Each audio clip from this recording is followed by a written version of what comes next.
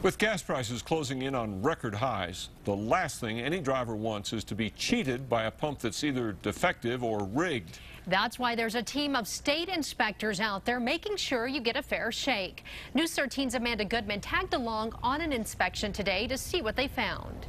Well, there are nearly 250 gas stations in Albuquerque alone. Each one is inspected at least once a year.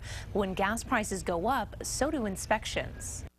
I questioned it, maybe a couple of weeks ago. This woman says a few weeks ago, something seemed fishy when she was filling up her tank at another station. I added in my head and tried to figure how much gas I was supposed to get, and I came up shorter in my head. I don't know if that was correct or not, but if the pump was correct. It's concerns like hers that fuel the Standards and Consumer Services Division of the State Agriculture Department.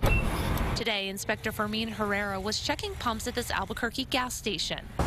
He's looking for things like leaks, pump display issues, and calibration problems. I'll run this to 5 gallons up here, and then the gauge will tell me if it's really 5 gallons. This pump passed, meaning when he pumped 5 gallons, he got 5 gallons. He says that's pretty typical. We don't find a whole lot of calibration problems. Most of the ones we do find, the pump is actually giving out more gas than they're supposed to be. Full inspections are done once a year, but they'll also inspect stations when they get customer complaints about them. Inspectors say when prices go up, so do the number of complaints against gas stations, and that has them out here inspecting these pumps a lot more often. If a customer complains and I find a problem there, I'll put that pump out of order. It has to be fixed before it can be used again. So what about this woman who felt ripped off the last time she filled up? Today, the inspector did the math for her to see if she was getting what she paid for. 3.699, 4.055. I did. Great.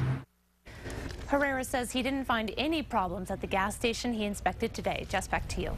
Okay, Amanda, anyone with a complaint should contact the Standards and Consumer Services Division.